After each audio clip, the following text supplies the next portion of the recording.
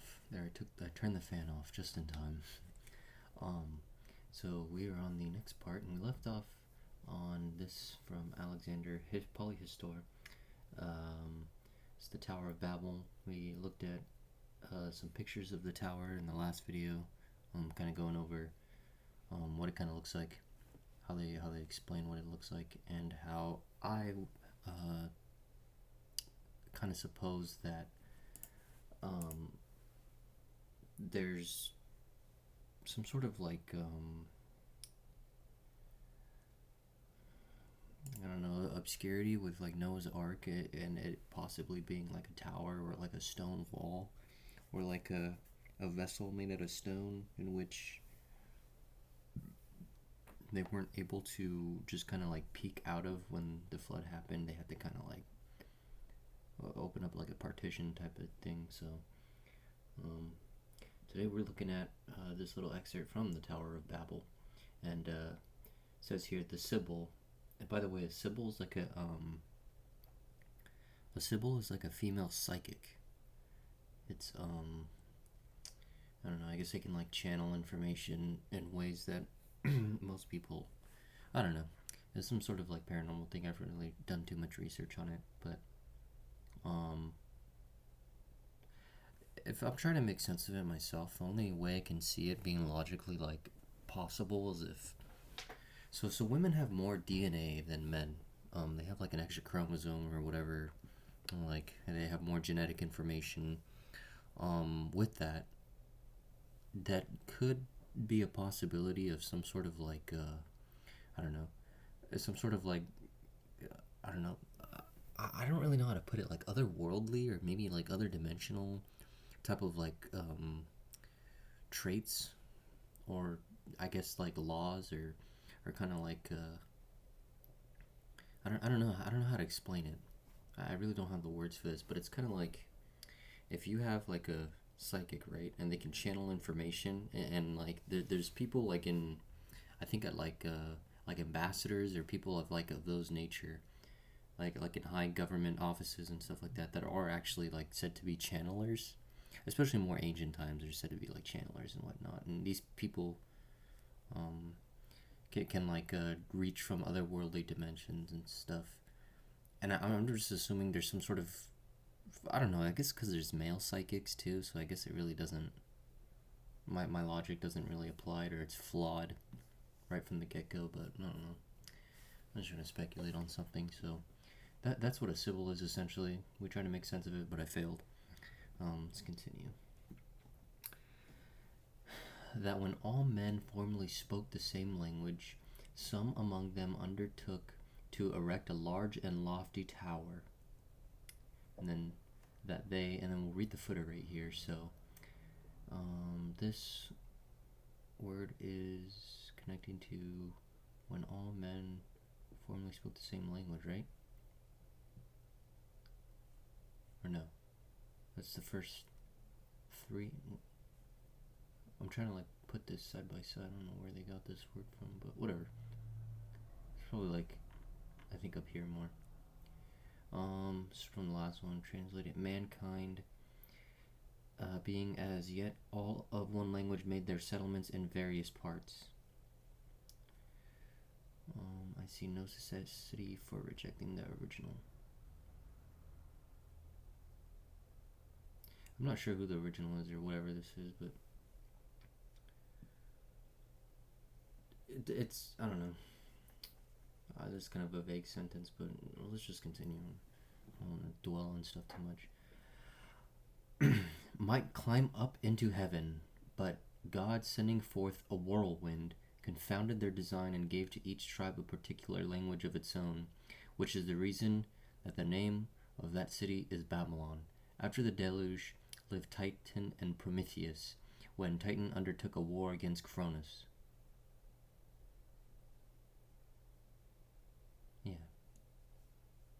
Yeah, so there's some sort of like event that happened between like these gods, and then like men were like kind of like there, and then there's also like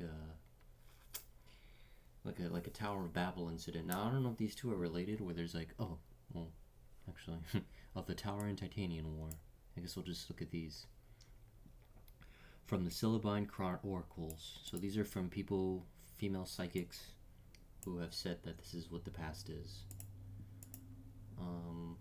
So it looks like it's very going to be poetic of some sort. But when the judgments of the Almighty God were ripe for execution, when the tower rose to the skies upon Assyria's plain. Okay, so this must have been written very late Greek, Roman era. And then let's read this footer right here. And this footer's referring to God down up here. In the Armenian Deus autem omnipotens, which agrees with the text of the Syllabine verses in the following page. Josephus and Eusebius have the plural eos, in other words, gods. The last paragraph is not in the Greek copies, but the Armenian is as follows. I don't know if we should try to read that. That's all Greek. I don't know if I'm going to read that, but you can read it for yourself. And then let's read this last footer piece.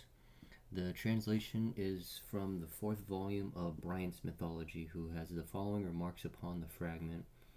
It has been borrowed by some Hellenistic Jew or Gnostic and inserted amid a deal of trash of his own composing. The superior antiquity of that part which I have laid before the reader is plain from its being mentioned by Josephus.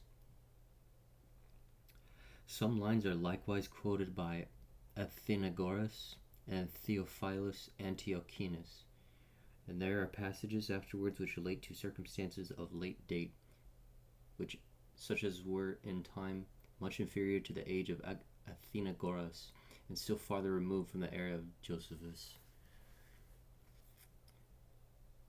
I think this is like more religious history and like theocratic anthropology.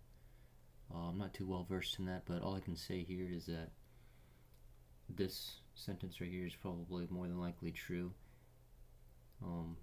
These people, like when they started making like Hebrew and like these later texts, because Hebrew is a later text, there's sort of like a disconnection between some of the like, I don't know, teachings or whatever you want to call it, like any type of like lore about like any type of like past being or advanced being or ancient being with advanced technology of some sort.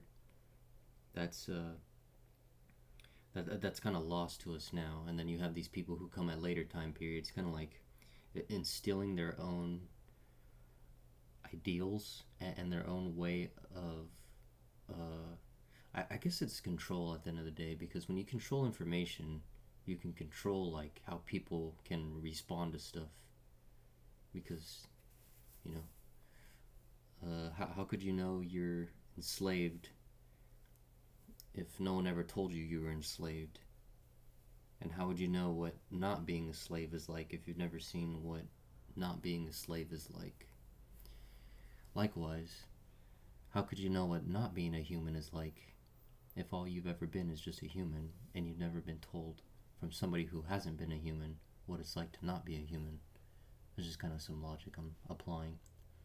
So we're going to continue down more of these oracles. And all mankind one language only knew.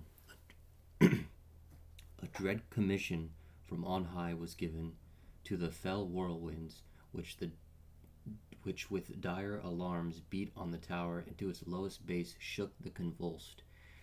And now all intercourse, by some occult or overruling power, ceased among men. By utterance they strove, perplexed and anxious, to disclose their mind, but their lip failed them, and in lieu of words produced a painful babbling sound. The place went thence called Babel, by the apostate crude named from the event. They severed far away, they sped uncertain into realms unknown. Thus kingdoms rose, and the glad world was filled. She then mentions Cronus, Titan, and Iapetus as the 3 sons of the patriarch governing the world in the 10th generation after the deluge. Thus, the triple division of the earth is afterwards mentioned, over which each of the patriarchs ruled in peace.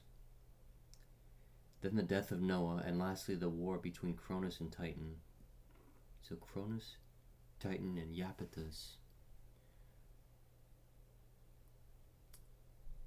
I just can't tell really, like, you know, if this is taken directly from like Hebrew texts, but then like, you know, we know for a fact that like these Hebrew texts are taken from like much older texts that are in either Akkadian or some sort of branch of that, like a later like Phoenician language, or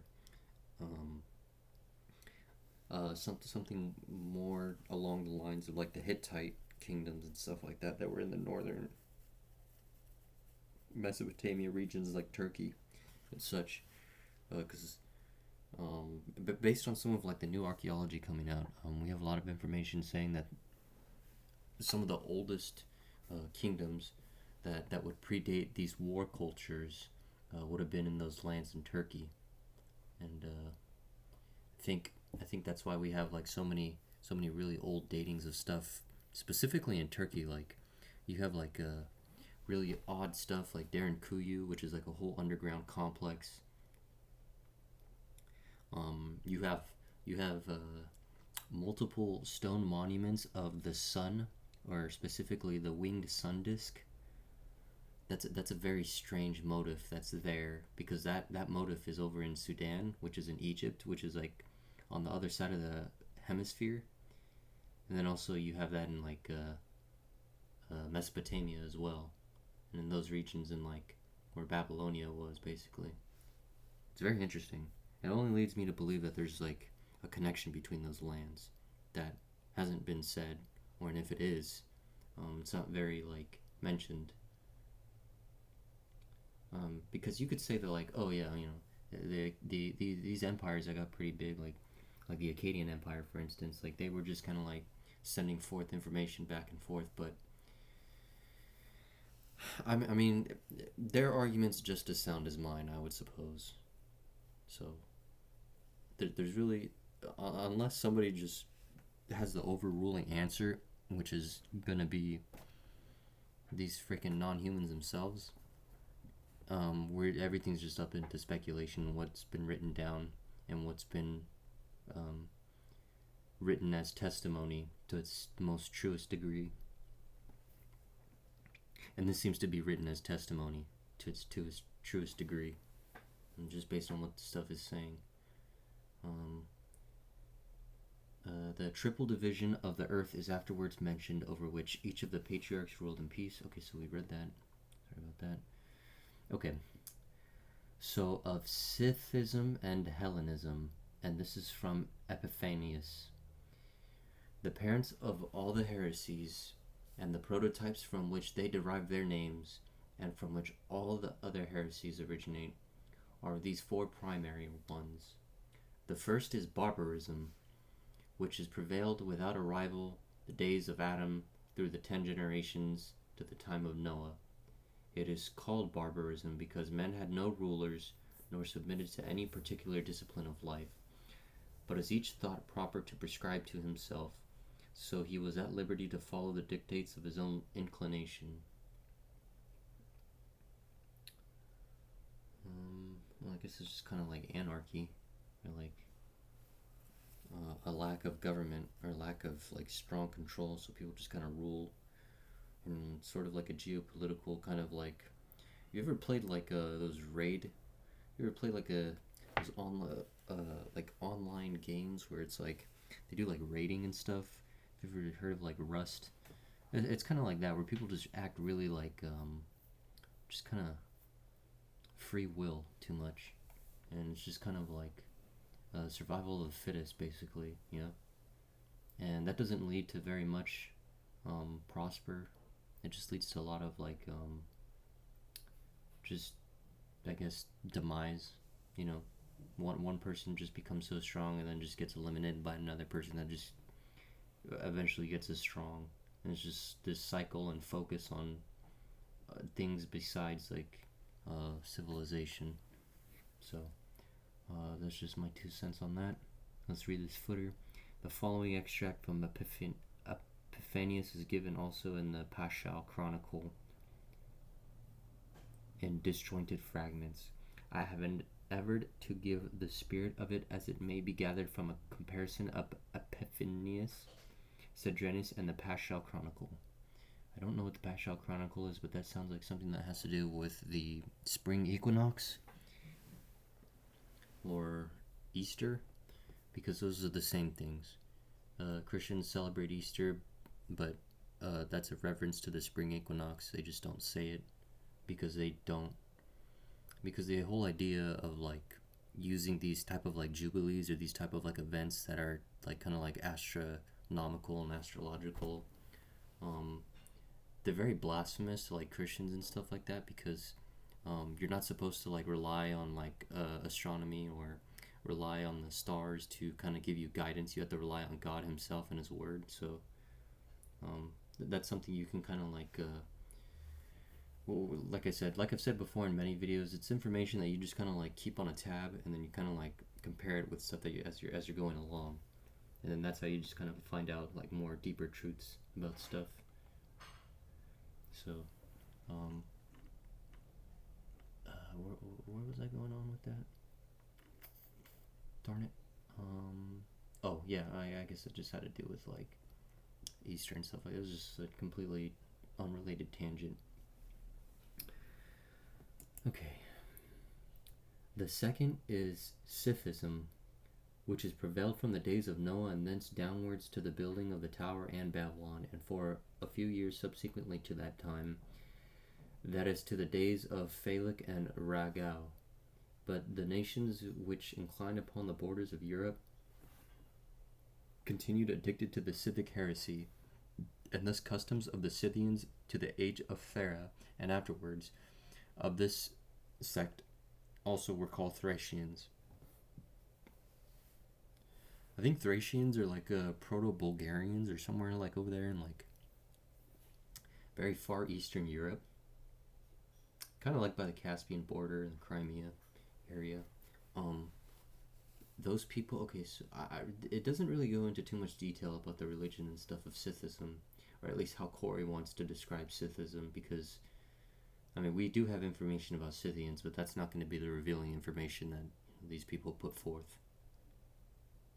In any case, let's continue. The third is Hellenism, which originated in the days of Saruk with the introduction of idolatry, and as men had hitherto followed each some demonolatrous superstition of his own, they were now reduced to a more established form of polity, and to the rites and ceremonies of idols. And the followers of this began with the use of painting, making likeness of those whom they had formerly honored, either kings or chiefs or men who in their lives had performed actions which they deemed worthy of record, by strength or excellence of body. And then this stuff, this Hellenism stuff seems to obviously be the stuff in the Middle East where they're doing idolatry, they're doing like hewn stonework, making cut stones, making sculptures, making all these types of like grand structures that are very I guess kind of like blasphemous to the ancient religions on how these like kind of gods perceive humans to not depict these beings as they are, because that's something that's like really it's really weird and obscure. Like you have like a lot of like Zoroastrian or like some forms of Protestant Christianity, for instance. They completely ban idolatry. You're not allowed to like depict these things as they are. You're not allowed to kind of even worship a statue of anything that's related to it. For instance, the Zoroastrians, they only worship fire. They set like a royal fire, and they worship that. And you're not allowed to worship anything else.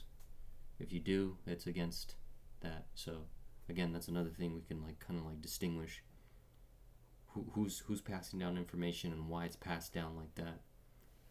So we can tell that the people in the Middle East were doing all this idol stuff, but the places outside of that weren't doing that.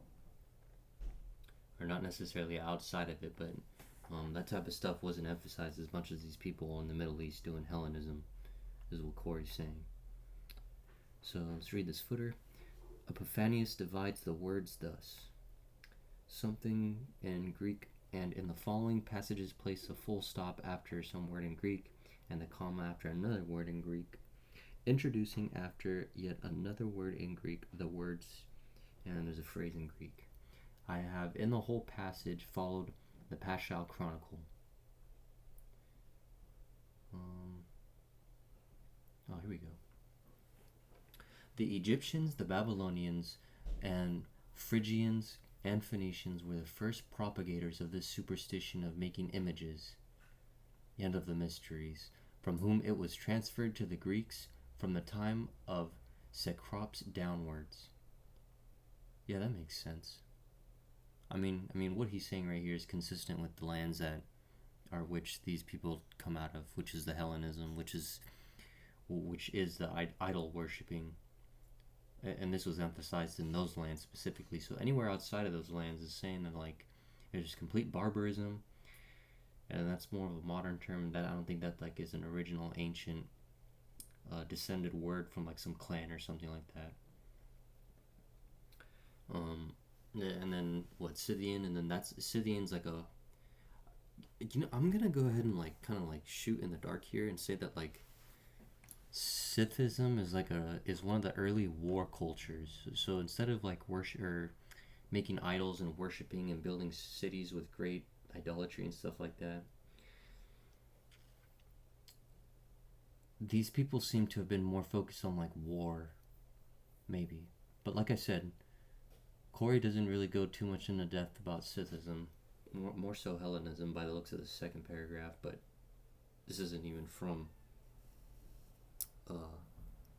Cory himself. This is Epiphanius. So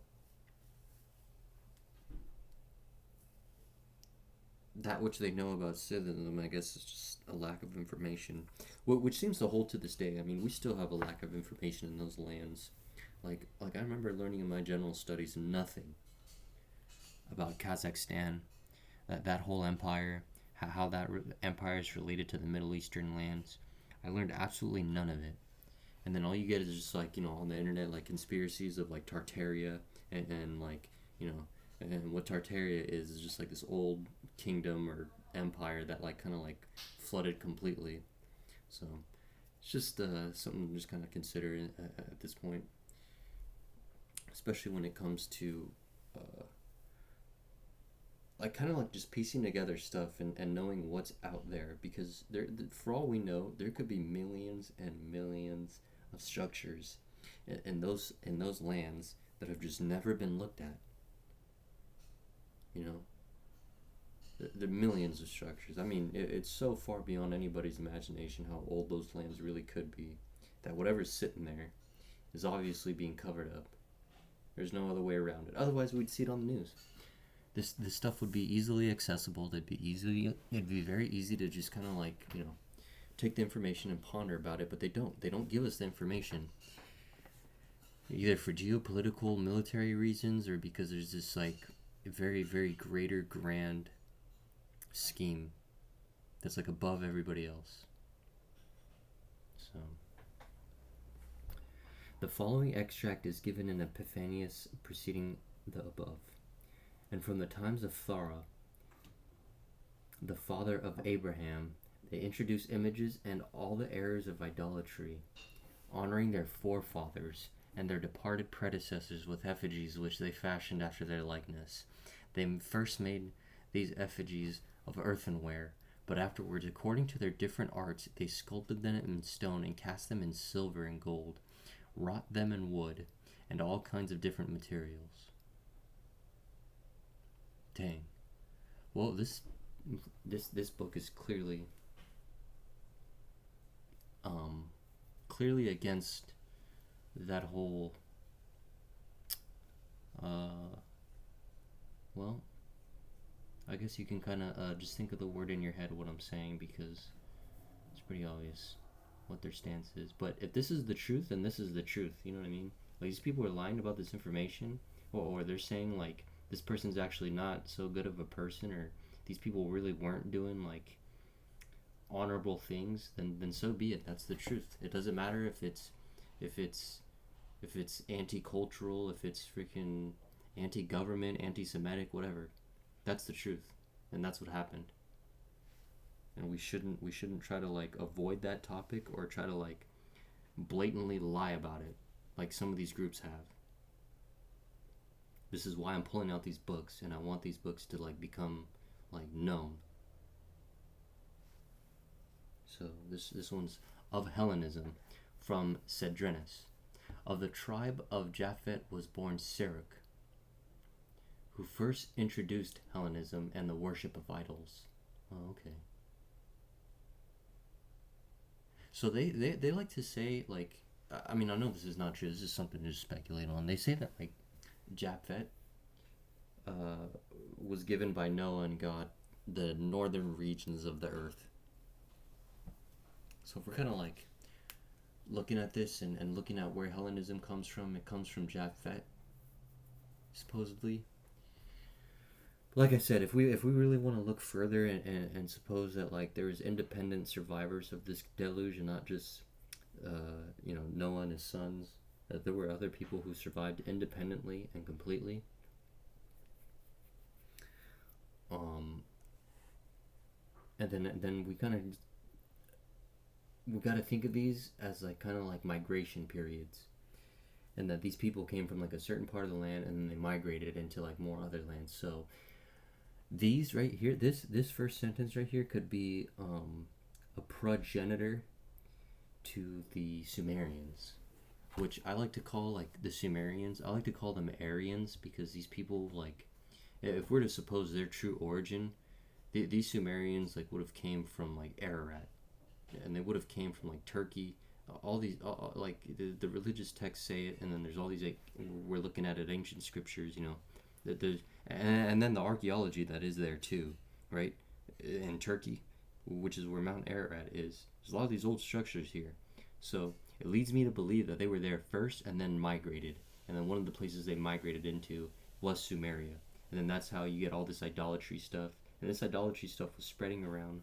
It's like the idol worship, the stonemason, and the hidden knowledge. It's like all in one and the same, and it was a certain group that had all this information and then moved about the earth at a very long period ago that nobody can trace, because this information is deliberately covered up because of, from what we're seeing from this book, that the Tower of Babel was some sort of punishment for whatever happened, for whatever reason, and that these gods didn't want us to know about them and what they're capable of no longer, so that we couldn't even have the fruition or even thought of being like them.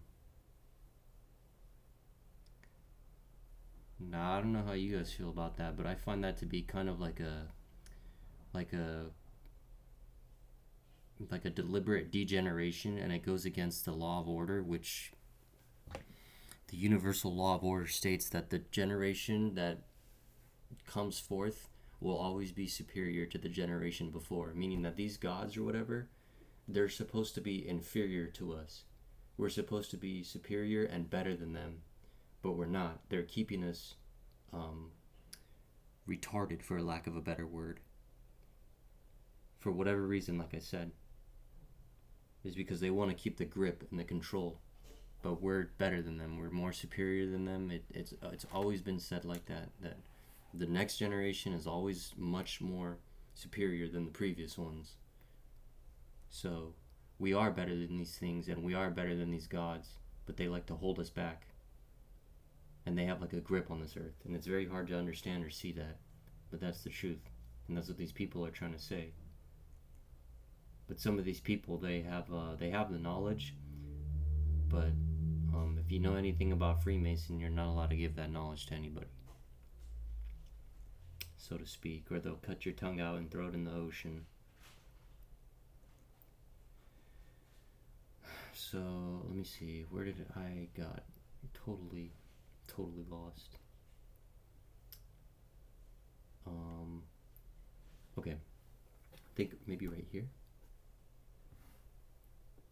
For he and those who concurred with him in opinion honored their predecessors, whether warriors or leaders or characters renowned during their lives for valor or virtue, with columnar statues, as if they had been their progenitors, and tendered to them a species of religious veneration as a kind of gods, and sacrificed, But after this, their successors, overstepping the intention of their ancestors that they should honor them as their progenitors, and the inventors of good things with monuments alone, honor them as heavenly gods and sacrifice to them as such.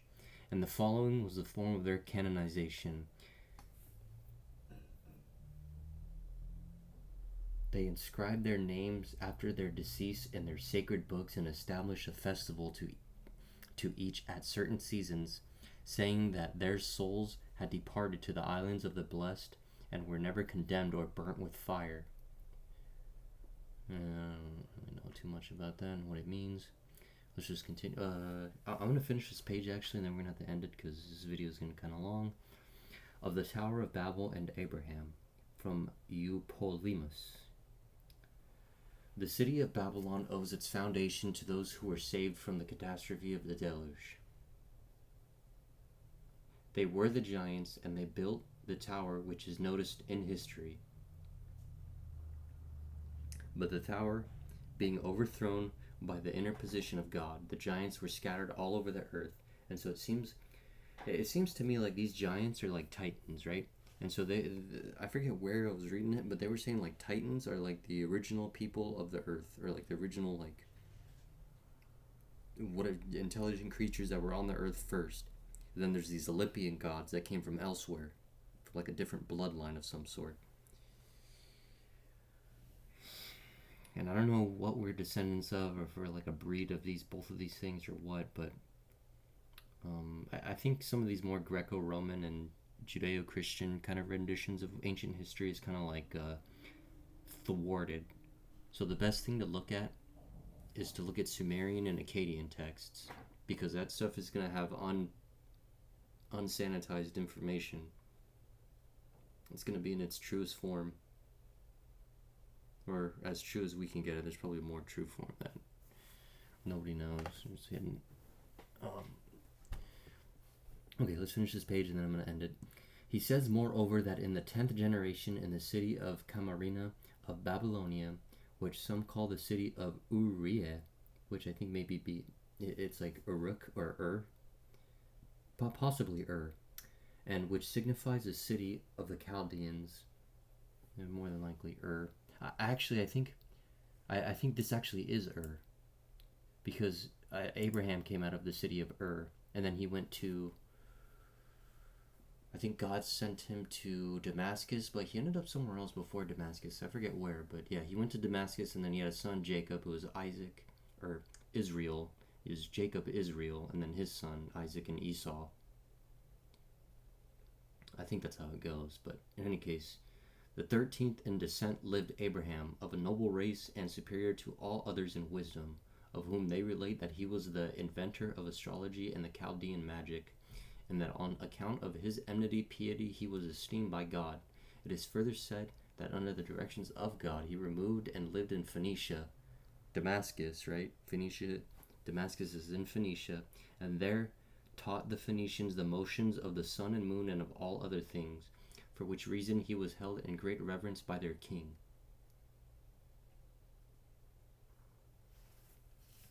Okay. It's really hard to piece this stuff together, because you have Cory saying that these Scythians went to the lands of Mesopotamia, right? Or no, they went. Let me hold on. Before we end this video, let me just scroll up a little bit and take a look at what we read earlier. The Scythians. Let's take a look real quick. Yeah, so these people, look, yeah, see, to the building and tower of Babylon. So these people, I think, it's so hard to like. I don't know if he's saying this is chronologically, or if this is like a result of different cultures spreading at the same time that he emphasizes. I just don't know. Like when he says 4 primary ones, like all these 4 erupted at the same time, because it doesn't make sense how you could have the Hellenism exist. No, let me see. Hold on. When was the time of Saruk? Okay, so they're saying the Scythians have been around since like Noah and the flood, This culture, whatever they have, whatever type of like symbology and culture that they have, has been around since Noah and the flood. And that these were the people. I guess that makes sense, because if we were to consider a war culture, right? And the Scythians as like a war culture, I think they said Nimrod, who built Babylon, he was a great huntsman. So maybe that's something you can make a connection to. Just like I said, just speculating on ideas. So I'm gonna ask it real quick. I've seen the word Syrac, but I don't know if that's related to the word Syracusan. I've heard the word Syracusan, but I really don't know where. It's just like history lectures I was listening to. So let me look up who's Saruk. In ancient. Let's do that. In ancient times, the figure of Saruk is primarily a biblical genealogy. He's a significant individual. He's in Genesis and a long ancestor of Abraham. Okay, so these happened. It seems like they all happened contemporarily, not chronologically, or like in succession, now that I'm reading this. Yeah, post-flood.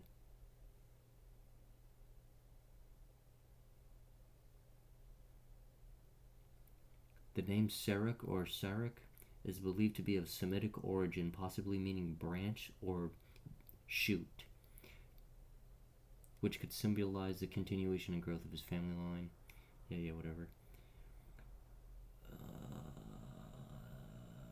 Book of Jubilee suggests that Sarak lived in the city of Ur of the Chaldees, which is also the birthplace of Abraham. So Sarak is supposed to be a Scythian. So these Scythians were maybe conflicting with the Hellenists? No. Okay. I see now. I got lost for a second. Sarak is from the Hellenistic thing, not the Scythians. And he's Abraham. And then all these people came later, but... Oh, man, it's so confusing. Because the Tower of Babel happened, I think, after Abraham, right? Because Abraham happened long after Genesis. Oh, man, it's just so confusing to put all this together and paint a picture. Alright, well, I tried my best. So Abraham is a Hellenistic person, descendant of Saruk, and Saruk was post-flood, but one of the earlier generations, and then Tower of Babel happens. So these Scythians probably came into like Mesopotamia. They came from the northern lands into Mesopotamia. And they kind of like started like doing some stuff that kind of like those people that were there, these Hellenists, didn't like. And then this whole war erupted. Possibly. That's what I'm kind of seeing from all this now. Now I'm like kind of seeing, because Abraham happened after the tower. I know that for a fact because tower's in Genesis and it's very briefly looked over, and I think Abraham's like in a later book. Probably in Genesis, but definitely at a later time, 100%. An old race, he was esteemed by God as from the directions he removed to Phoenicia. Yeah, okay. Alright, yeah, we'll start here of Abraham. And then just, just continue from there. So, yeah, we're going to leave right here.